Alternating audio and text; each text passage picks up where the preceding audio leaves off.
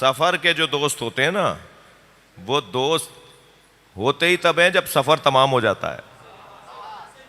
سفر مکمل ہونے پہ وہ دوست بنتا ہے. جی، اور بہت سارے دوست دوستیوں سے ہاتھ اٹھا لیتے ہیں اور بہت سارے نئے دوست بن جاتے ہیں سفر کے بعد.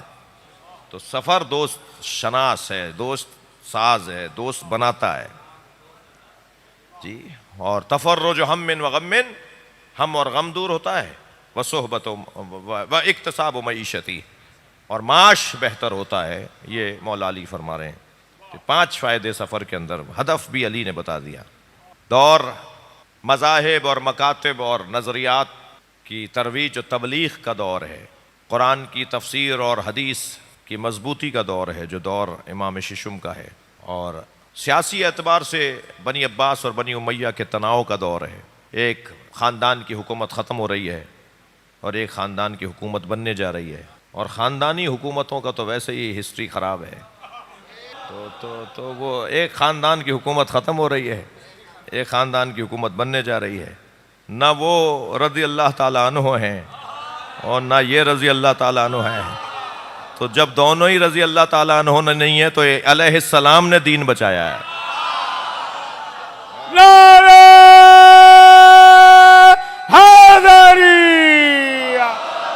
دین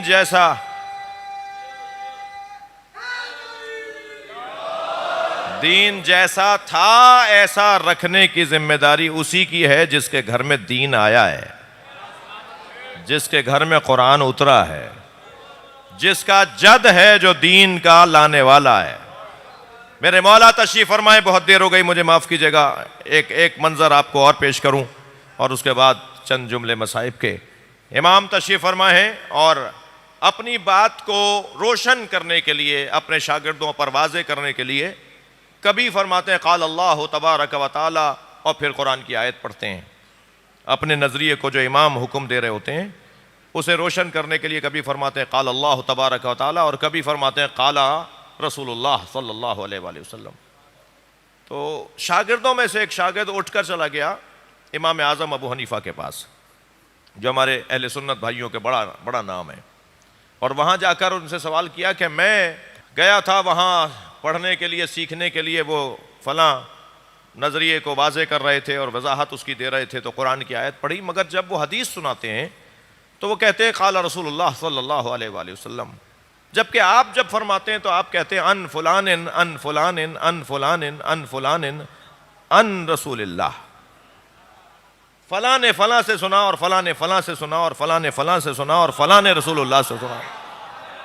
مگر جب جعفر صادق بولتے ہیں تو یہ فلاں نے فلاں سے سنا اور فلاں نے فلاں سے سنا، راویوں کے نام نہیں لیتے، ڈائریکٹ کہتے ہیں کہ رسول اللہ نے کہا. تو انہیں تو بولنا چاہیے انہوں نے رسول اللہ سے کہاں سن لیا. جیسے آپ نے نہیں سنا تو آپ نے جن سے سنا آپ کہتے ہیں انہوں نے ان سے سنا، آپ کہتے ہیں انہوں نے ان سے سنا، مگر یہ تو ڈائریکٹ کہتے ہیں کہ رسول اللہ نے یہ فرمایا. تو ابو حنیفہ فرمانے لگے، بولنے لگے خبردار آئندہ اعتراض نہ کرنا، جس سے تم سن کر آئے ہو اسے حق ہے کہ وہ کہہ دے کہ میں نے اللہ سے سنا ہے. صلوات پڑھیں محمد و آل محمد پر.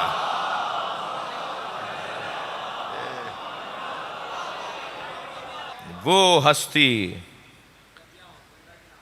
ہستی جس نے 17 تو امام کے اصحاب اجماع، مضبوط متخصص، مضبوط ماہرین، اسپیشلسٹ مختلف علوم میں امام نے سجائے سنوارے، تربیت دی، انہیں پہاڑ جیسے عالم بنائے. اور پھر فرمایا یا حشام اجلس فی المسجد وفتح، جاؤ جا کر بصرے کی مسجد میں بیٹھ جاؤ اور فتویٰ دو، حکم الہی بتاؤ. تم جو کہہ دو گے وہ ہم نے کہا ہے، اور جو ہم نے کہا ہے وہ رسول اللہ نے کہا ہے، اور جو رسول اللہ نے کہا ہے وہ اللہ نے کہا ہے. اس اعتماد کے لوگ. لہذا اگر ابو بصیر تک کوئی بات پہنچ جائے، علماء اہل علم کہتے ہیں کہ اگر حضرت ابو بصیر تک کوئی بات پہنچ جائے تو پھر خاموشی سے مان لو، اس لیے کہ یہ امام نے کہا ہے. جی تھک تو نہیں رہے؟ علمی اعتبار سے تو حضرت کے یہ 17 افراد تھے جو علم میں حضرت سے استفادہ کرنے والے اور ماہرین تھے، مگر معنویات اور روحانیات اور عرفانیات میں ان میں درجے تھے، سب ایک جیسے نہیں تھے۔ علم کلام میں وہ ماہر ہے تو حدیث میں وہ ماہر ہے اور تفسیر میں وہ ماہر ہے، لیکن عرفانیات اور معنویات میں ہر ایک کا درجہ علیحدہ تھا۔ جناب حشام ابن حکم کیا دیکھتے ہیں کہ امام موسیٰ کاظم علیہ السلام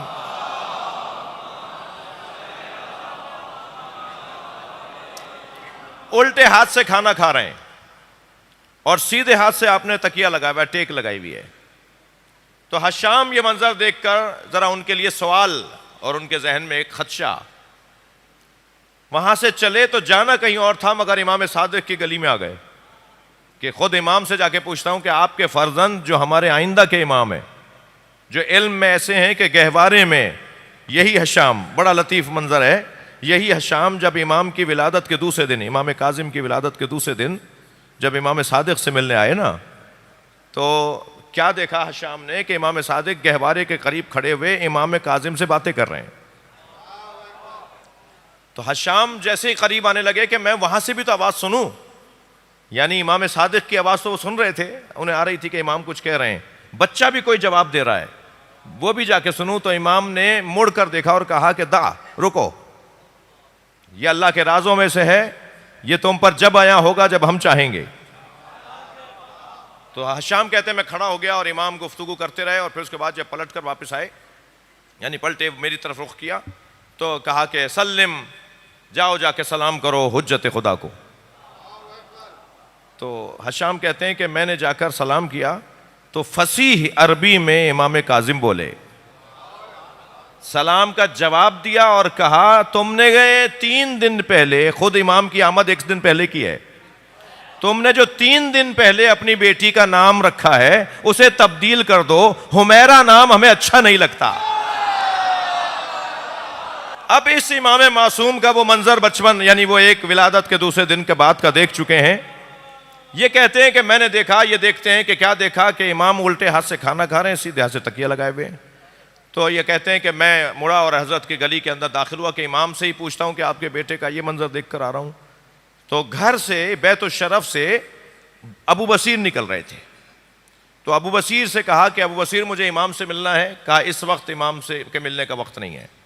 اچھا، نظم و ضبط، اوقات میں نظم و ضبط کے پیغامات بھی سب سے زیادہ امام صادق کے یہاں ملتے ہیں، اوقات میں نظم و ضبط کے پیغامات۔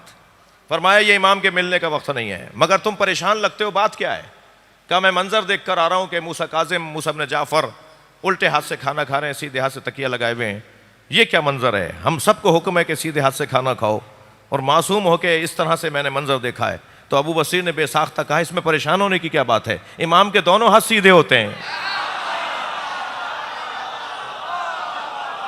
صلوات پڑھیں ذرا محمد و آل محمد۔